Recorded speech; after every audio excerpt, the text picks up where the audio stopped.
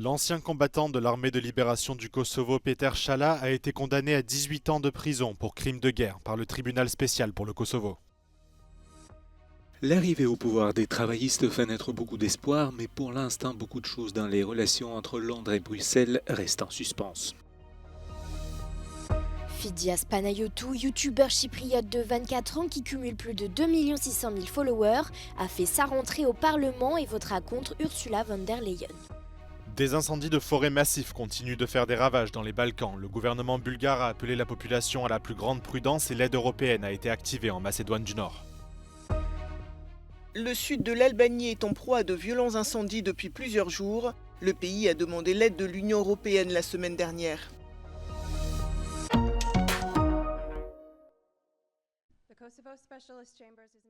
L'ancien combattant de l'armée de libération du Kosovo, Peter Shala, a été reconnu coupable de 3 crimes de guerre par les juges internationaux du tribunal spécial pour le Kosovo. Cette cour de justice, qui fait partie intégrante du système légal du Kosovo, est financée par l'Union européenne et siège aux Pays-Bas. L'ancien indépendantiste kosovar a été condamné à 18 ans de prison pour le meurtre d'une personne et pour la détention illégale et la torture d'au moins 18 civils en 1999, pendant la guerre d'indépendance de son pays contre la Serbie. Ces exactions ont été commises pendant les mois de mai et juin 1999 à l'usine métallurgique de Kukes, une ville située dans le nord de l'Albanie qui servait de quartier général à l'armée de libération du Kosovo à cette époque. Au cours du procès, les juges ont entendu 22 témoins et 8 victimes qui ont toutes bénéficié de mesures de protection spéciales. Plusieurs membres de l'armée de libération du Kosovo font l'objet d'une enquête pour crimes de guerre commis pendant ce conflit qui a fait 13 000 morts entre 1998 et 1999. Depuis l'arrivée au pouvoir des travaillistes, les Britanniques attendent des annonces concernant les relations de Londres avec l'Union européenne. Le Premier ministre Keir Starmer a maintes fois rappelé que l'accord signé par ses prédécesseurs n'était pas satisfaisant. I think we can get a better deal than the botched deal that Boris Johnson brought home, and we will work on that, understanding the work that needs to be done and the nature of the challenge. La plus grande partie des Européens expatriés vivant à Londres sont de jeunes adultes. L'approche de Keir Starmer face aux défis actuels suscite un espoir prudent. Beaucoup sont impatients de voir notamment le rétablissement de la liberté de circulation. I'm slightly more optimistic than I would be with the Tories. There's so many pros and cons about it, but first thing that we felt was relief. I feel the fact that we are divided in a certain sense. In the past it's really different because obviously we are all together, and so now in a certain sense I feel that it's like something apart. When it comes to politics in Britain, it's been a long few years and Brexit has posed many challenges. But with Labour now in power, the UK hopes to reset its relationship with Europe. Will this approach lead to better engagement and improved trade ties? There is this very positive mood music. Écoutez ce qu'en pense Jonathan Portes, professeur d'économie au King's College. If there are early positive agreements, you could see that generating a dynamic, a political and economic dynamic where there's pressure on both sides to go further and faster, and you could actually see very real change. But at the moment, I think we genuinely don't know. And it will also depend, frankly, on wider geopolitical pressures and considerations. Seul le temps dira si les efforts des travaillistes conduiront à des liens plus forts et à une plus grande prospérité entre le Royaume-Uni et l'Europe, mais beaucoup de choses restent en suspens, notamment la volonté de l'UE de reprendre les discussions, mais aussi le résultat de l'élection présidentielle américaine en novembre, qui influencera grandement les décisions prises par la suite par le gouvernement de Keir Starmer.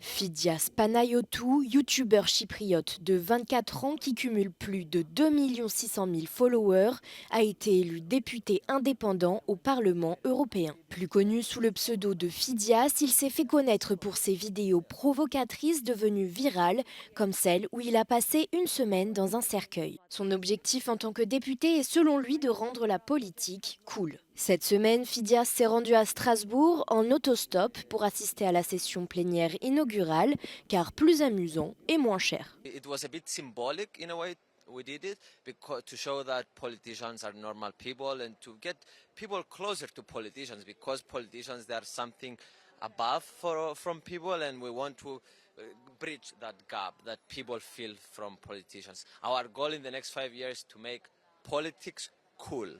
Sans programme détaillé, sans expérience et sans affiliation politique, son objectif n'était pas d'être élu, mais de motiver les jeunes à s'impliquer dans la vie politique.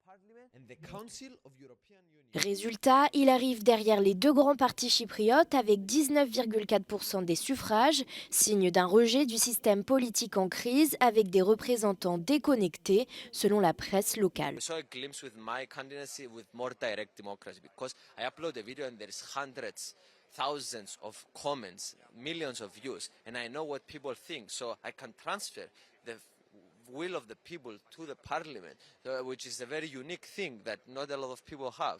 Sa méthode controversée, basée sur l'avis de ses followers qu'il demande sur les réseaux sociaux, s'est d'ailleurs déjà appliquée à une décision très importante, le vote sur le président de la Commission européenne. Sur la base de 300 000 participants dont l'identité et l'existence n'ont jamais été vérifiées, 75% lui auraient conseillé de voter contre Ursula von der Leyen. L'eurodéputé a promis de suivre leur avis, conformément à sa vision de la démocratie qu'il veut plus connectée et plus proche du peuple.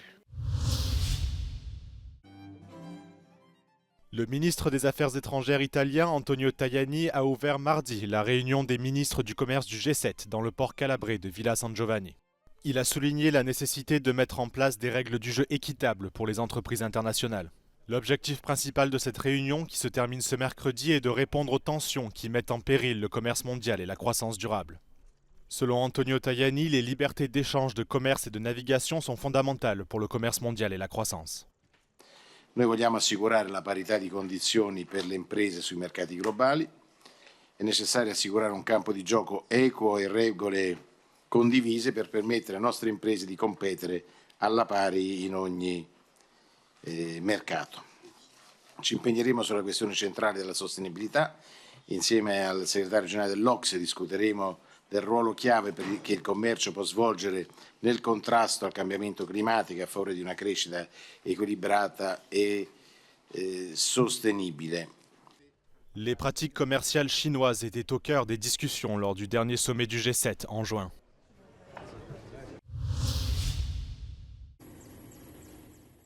Le gouvernement bulgare a appelé les citoyens à faire preuve d'une extrême prudence alors que plusieurs incendies de forêt font toujours rage dans le sud du pays. L'alerte rouge est toujours en vigueur en Bulgarie où les températures dépassent les 35 degrés Celsius depuis plusieurs jours. En visite dans la région de Stara Zagora, le Premier ministre Dimitar Glavchev se montre toutefois confiant. Овладяна е ситуацията, тук предстои и тук да бъде овладян. Обърнали сме се за помощ и към съседни по механизма, по който може да получим такава помощ. Имаме уверения от Чехия, от Румъния, казват, че имат готовност. Ce mercredi, 10 incendies sont toujours actifs en Macédoine du Nord. Le plus étendu ravage actuellement la région de Stip et Negotino sur la montagne Serta, une zone d'environ 800 hectares de forêt de pin. En réponse à une demande d'aide du gouvernement de Macédoine du Nord, l'Union européenne a activé son mécanisme de protection civile. Des avions de lutte contre les incendies et des hélicoptères ont été déployés depuis la Turquie, le Monténégro, la Serbie et la Slovénie.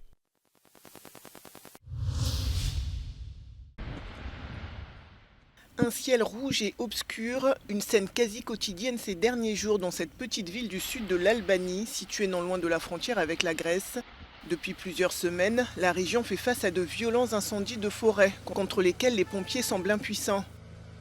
Face à ces feux difficilement maîtrisables, les autorités albanaises ont demandé l'aide de l'Union européenne il y a quelques jours.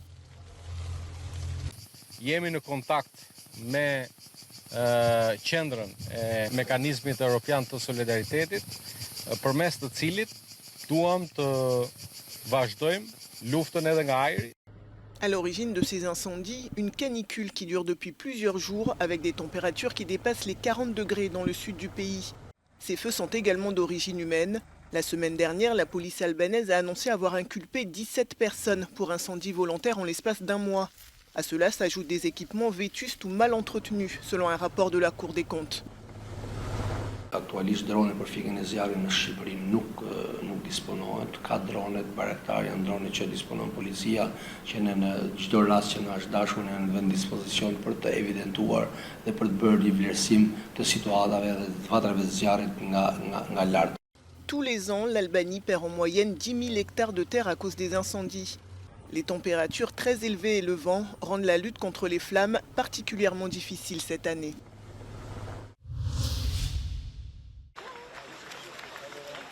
La maire de Paris, Anne Hidalgo, s'est baignée dans la Seine ce mercredi afin de prouver que le fleuve est assez propre pour accueillir les compétitions de natation lors des Jeux Olympiques. Elle était accompagnée par Tony Estanguet, président du comité d'organisation des JO d'été 2024, et par Marc Guillaume, préfet de Paris. La cérémonie d'ouverture des Jeux de Paris aura lieu vendredi prochain, le 26 juillet. Je veux vraiment ici remercier très sincèrement le préfet de région. D'abord il est là, il a nagé, hein, c'est quand même bravo monsieur le préfet, mais sans vous, on n'y serait pas arrivé, vraiment, parce que c'était 4 ans de travail et on l'a fait avec conviction et énergie.